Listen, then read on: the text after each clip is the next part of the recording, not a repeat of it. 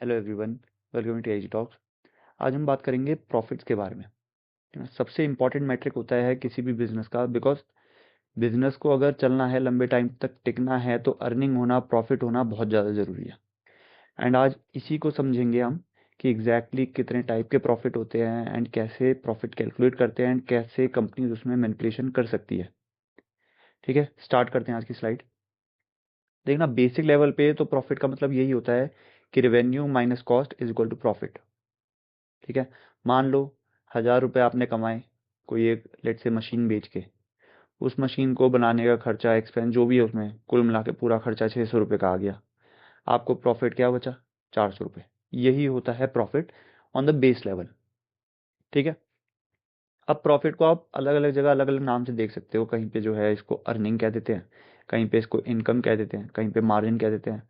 But आप उन सब, वो सब एक ही चीज़ है, उसको आप प्रॉफिट ही मान के चलो एक तरीके से। अब थोड़ा सा इसमें डीप डाइव करते हैं, थोड़ा सा डीप में समझते हैं, डीप अंडरस्टैंडिंग लेते हैं इसकी। सबसे पहला आता है ग्रॉस प्रॉफिट। प्रॉफिट भी तीन तरीके के होते हैं। एक तो ग्रॉस प्रॉफिट होता है, एक ऑपरेटिंग प्रॉफिट होता है, एंड लास्ट होता है एक नेट प्रॉफिट। और इस नेट प्रॉफिट को ही बॉटम लाइन कहते हैं। ठीक है, तीन लाइन होती है, बताई थी ना मैंने आपको। Top line, middle line and ये बॉटम लाइन। तो इसी को बॉटम लाइन कहते हैं। नेट प्रॉफिट हम अगली अगली वीडियो में पढ़ेंगे। इस वीडियो में हम ग्रॉस प्रॉफिट और ऑपरेटिंग प्रॉफिट के बारे में पढ़ेंगे। अच्छा, ग्रॉस प्रॉफिट क्या होता है? ग्रॉस प्रॉफिट का सिंपल सा मीनिंग ये है कि जो भी आपकी सेल्स हुई है, रेवेन्यू हुई है, उसमें से कॉस्ट घटा दो, जो भी आपका खर्चा आया है अपने माल को बेचने में। ठीक है, revenue minus cost of good sales, ये होता है आपका ग्रॉस प्रॉफिट। अब रेवेन्यू तो आप सबको पता है क्या होता है ना। मेन सवाल आता है कि ये भाई सीओजीएस क्या होता है, ग्रॉस प्रॉफिट क्या होता है। सीओजीएस कोई भी ऐसा खर्चा है, कोई भी ऐसी कॉस्ट है जो आपको आपके प्रोडक्ट में डायरेक्टली लग रही है बनाने में। जैसे रॉ मटेरियल हो गया, वो डायरेक्टली लग रहा है ना। मैन्युफैक्चरिंग कॉस्ट हो गई, वो डायरेक्टली लग रही है। लेबर कॉस्ट हो गई, वो लेबर डायरेक्टली उसी प्रोडक्ट को बनाने में काम कर रहे हैं, तो वो डायरेक्ट कॉस्ट हो गई, है ना। ये सब होती है आपके डायरेक्ट कॉस्ट। और बाकी कॉस्ट कैसी टाइप की होती है? बिजली का खर्चा हो गया, है ना। या फिर आपका, ये तो जो है लेबर जो है, ये वाला सीधा इसमें काम कर रहा है, क्या बोलते हैं, अ, आपके प्रोडक्ट को बनाने में काम कर रहा है। बट एक आपका एडमिनिस्ट्रेशन एक्सपेंस भी तो होता है, वो आपका हो गया, वो आपका ऑपरेटिंग एक्सपेंस में चले जाता है। बिजली का खर्चा आपका ऑपरेटिंग एक्सपेंस में चले जाता है। वो डिफरेंट होता है, ये डिफरेंट होता है। तो ये जो डायरेक्ट हमारा खर्चा आ रहा है किसी भी प्रोडक्ट को बनाने में, उसको कहते हैं सीओजीएस। तो revenue minus COGS is equal to gross profit. बस इतनी सी बात है। अब जब भी आप ग्रॉस प्रॉफिट कैलकुलेट करते हो या फिर कहीं पर भी देखते हो ग्रॉस प्रॉफिट लिखा हुआ, एक सवाल या एक लाइन हमेशा लिखी होती है कि ये हेल्दी होना चाहिए। ये जो ये हेल्दी ग्रॉस प्रॉफिट होता है या ये हेल्दी मार्जिन होता है, ये क्या होता है ये, है ना। ये हेल्दी की डेफिनेशन क्या है? कितना गुड होना चाहिए या कितना बैड होना चाहिए। मतलब कितना ज़्यादा है तो अच्छा है, कितना कम है तो बेकार है। कुछ एक नंबर तो पता होना चाहिए ना आपको। तो ये नंबर कभी भी आप, ऐसे कोई हार्ड नंबर्स नहीं होते हैं। ये हमेशा आपको इंडस्ट्री टू इंडस्ट्री डिपेंड करता है। आपको चेक करना पड़ेगा उस इंडस्ट्री में बाकी जो कंपनीज है उनके उनका ग्रॉस प्रॉफिट किस हिसाब से है, कैसा है। तो आप कंपेयर कर सकते हो अपनी अपनी कंपनी से, है ना। मान लो कंपनी ए, जिसको आप एनालाइज कर रहे हो, इसका ग्रॉस प्रॉफिट एक्स है। और कंपनी बी, इसका ग्रॉस प्रॉफिट x+7 है। कंपनी सी, इसका ग्रॉस प्रॉफिट x+10 है। एक्स मतलब, एक काम करो, इसको छोड़ो, 10 रुपये ले लो। ठीक है, हो सकता है कंफ्यूज हो जाओ आप। इसको 10 रुपये ले लो, इसको भी 10 रुपये ले लो। तो कंपनी ए का ग्रॉस प्रॉफिट 10 रुपये है, कंपनी बी का प्रॉफिट 17 रुपये है, ग्रॉस प्रॉफिट 17 रुपये है। और कंपनी सी का प्रॉफिट 20 रुपये है। तो अब आपको समझ आ रहा है ना, आपकी कंपनी का ग्रॉस प्रॉफिट कमजोर है, बेकार है बाकी कंपनियों के मुकाबले। और ये सेम फील्ड की कंपनी है, ये किसी और फील्ड की इंडस्ट्री की कंपनी नहीं उठाई है, सेम सेक्टर सेम इंडस्ट्री की कंपनी उठाई है। तो आप उनसे कंपेयर कर रहे हो। अगर जो तो ये आपका होता 17, 18 या 16 भी होता, तो हम एक बारी को मान सकते थे कि हाँ थोड़ा बहुत कम है, बट ठीक है, चलो कर सकते हैं। या 20 होता तो ठीक है भाई, ऑन पार है, एट पार है ना। बट ये तो 10 है और बाकियों का 17, 20 है, तो ये बहुत ज़्यादा फर्क आ गया। तो एक कंपनी का क्रॉस प्रॉफिट आपका कम है कंपेरेटिवली। ऐसे जो है चेक कर सकते हैं, ऐसे पता चलता है हेल्दी है आपका ग्रॉस प्रॉफिट या नहीं है। ठीक है, तो ये चीज़ आपको समझ आ गई। अब कुछ चीज़ें आपको चेक करनी है कि ओवर टाइम आपको हमेशा चेक करना है कि जो आपका ग्रॉस प्रॉफिट है वो बढ़ रहा है या कम हो रहा है। जो तो वो बढ़ रहा है तो वेल एंड गुड है वो, ठीक है। बट जो अगर वो कम हो रहा है तो कम किस वजह से हो रहा है? देखना, कम दो वजह से हो सकता है। या तो कंपनी का सीओजीएस बढ़ गया तो वो कम हो जाएगा, है ना। अगर कॉस्ट जो है अपने माल को बेचने की, जो डायरेक्ट कॉस्ट है वो बढ़ जाएगी तो ऑटोमेटिकली ग्रॉस प्रॉफिट कम हो जाएगा। एक तो ये रीज़न हो सकता है। दूसरा रीज़न ये हो सकता है कि कंपनी जो है बहुत ज़्यादा डिस्काउंट दे रही है। अब कंपनी जब बहुत ज़्यादा डिस्काउंट देती है तो अब यहाँ पे थोड़ा-सा आपको एनालिसिस करना पड़ेगा कि भाई ये कंपनी की बिज़नेस स्ट्रैटेजी है या मजबूरन उनको डिस्काउंट देना पड़ रहा है। क्योंकि कंपनी डिस्काउंट तब भी दे सकती है जब उनका रेवेन्यू कम हो रहा है। मान लो कि उनका माल ही नहीं बिक रहा है ना? मान लो कि पहले वो 20 यूनिट बेचते थे, अब वो 10 ही यूनिट बेच पा रहे हैं। तो अब उन्होंने क्या करा कंपनी ने कि भाई ये 10 यूनिट क्योंकि इनके बिक नहीं रहे हैं, वो पहले वाले 20 यूनिट जैसे बिक रहे थे वैसे नहीं बिक रहे, तो इन्होंने इसका प्राइस कम कर दिया ताकि उतना ही माल बिकने लगे एंड उससे भी ज़्यादा बिकने लगे थोड़ा। बिकॉज जब पैसा गिरता है मार्केट में, मतलब किसी भी प्रोडक्ट का पैसा गिरता है तो लोग ज़्यादा ज़्यादा खरीदते हैं उसको, ज़्यादा ज़्यादा खरीदते हैं, तो ऐसे भी हो सकता है कि जितना पहले बिकता था अब उससे भी ज़्यादा बिकने लगे, है ना। तो ये भी एक स्ट्रेटजी हो सकती है। लेकिन अब इसमें एक और सवाल आता है कि भाई कहीं ऐसा तो नहीं है कि कंपनी के माल में, मतलब कंपनी का माल जनता को पसंद नहीं आ रहा है और वो सिर्फ अब इसलिए खरीद लिए क्योंकि उसका प्राइस बहुत कम हो चुका है। क्योंकि अगर ऐसा है तो ये चीज़ लंबे टाइम तक कंपनी को सपोर्ट नहीं कर पाएगी। पैसा, मतलब प्राइस कम कर पाना एक स्ट्रेटजी बिल्कुल हो सकती है। बट अगर ऐसा है ना कि उनकी प्रोडक्ट या सर्विस में ही दम नहीं है और उन्होंने प्राइस कम कराया ताकि लोग ज़्यादा खरीद ले, तो फिर वो ज़्यादा टाइम तक सर्वाइव नहीं कर पाते मार्केट में। तो यही चीज़ें हैं ग्रॉस प्रॉफिट में। आई होप आपको समझ आ गई होगी चीज़ें। अब आते हैं हम अपने ऑपरेटिंग प्रॉफिट में। ठीक है, ऑपरेटिंग प्रॉफिट का जो फॉर्मूला है वो सिंपल सा है। जो पहले आपने ग्रॉस प्रॉफिट निकाला ना, उसमें से आप ऑपरेटिंग एक्सपेंस को माइनस कर दो। ठीक है, जो सेम पहले ग्रॉस ग्रॉस प्रॉफिट निकाला उसमें से ऑपरेटिंग एक्सपेंस को माइनस कर दो।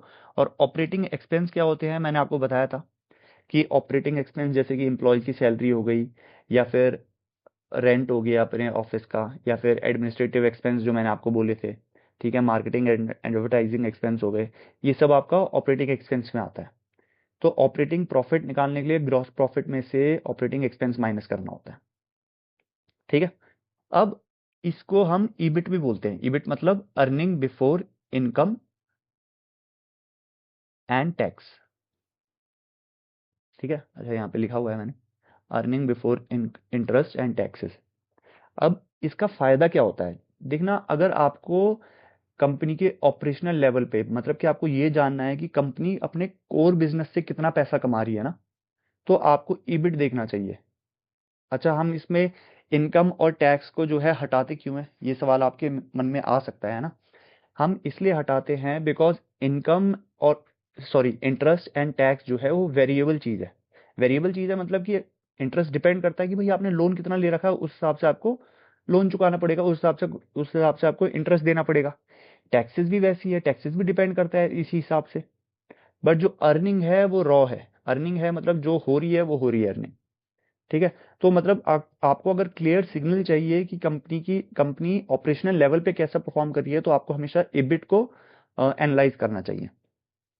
ठीक है, क्योंकि यहाँ पे लिखा हुआ है मैंने, इंटरेस्ट जो है लोन पे डिपेंड करते हैं, टैक्सेस जो है गवर्नमेंट पे डिपेंड करती है। तो ट्रू परफॉर्मेंस कहाँ से पता चलती है, ईबिट से पता चलती है कंपनी की। अब अगर ऑपरेटिंग प्रॉफिट ग्रो कर रहा है तो मतलब बिजनेस हेल्दी है। ऑपरेटिंग प्रॉफिट अगर गिर रहा है तो कुछ ना कुछ दिक्कतें हैं बिजनेस में। अब देखना, इस स्लाइड में मैनिपुलेशन के बारे में हम बात करेंगे कि कैसे कंपनीज जो है नंबर्स को मैनिपुलेट करती है। अगर आपने मेरी पिछली यूट्यूब वीडियोस देखी होंगी या इंस्टाग्राम पे यूट्यूब पे शॉर्ट्स एंड रील्स वगैरह देखी होंगी तो हो सकता है आपको इसके बारे में पहले से पता हो। एंड इफ़ नहीं देखी है तो आप समझ लेना। ग्रॉस प्रॉफिट का मैंने आपको क्या बताया कि ग्रॉस प्रॉफिट कैसे कैलकुलेट होता है, रेवेन्यू माइनस सीओजीएस, करेक्ट।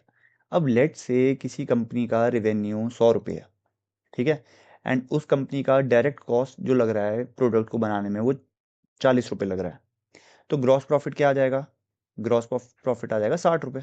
ठीक है, अब लेट से मान लेते हैं कि इसी कंपनी ने ये 40 रुपये को तोड़ दिया।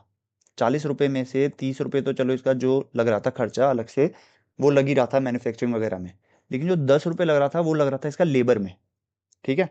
एंड कायदे से ये जाना तो सीओजीएस में चाहिए, बिकॉज ये लेबर जो है डायरेक्टली यूज हो रहे हैं प्रोडक्ट को बनाने में। ठीक है।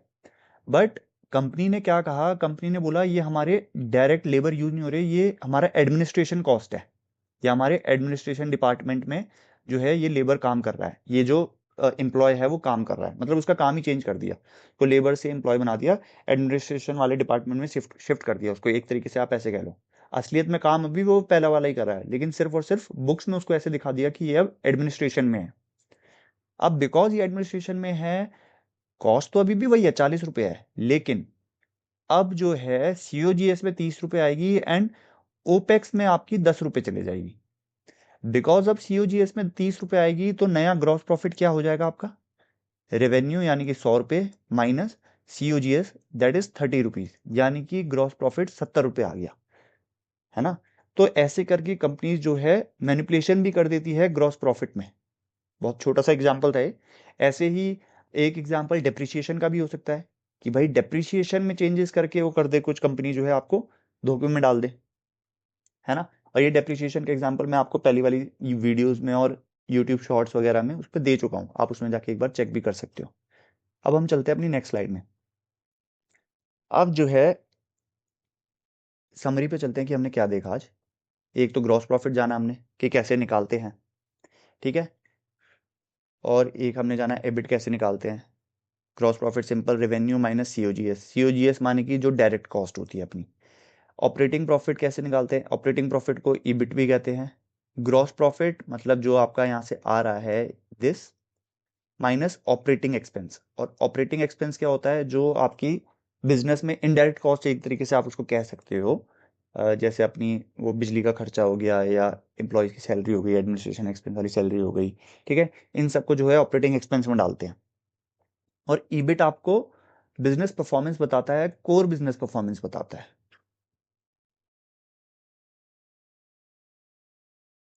कोर बिजनेस परफॉर्मेंस बताता है क्यों, और हम इसमें से इंटरेस्ट एंड टैक्स को क्यों हटाते हैं, बिकॉज इंटरेस्ट डिपेंड करता है कि भाई लोन वगैरह कितना ले रखा है, टैक्स डिपेंड करता है गवर्नमेंट पे।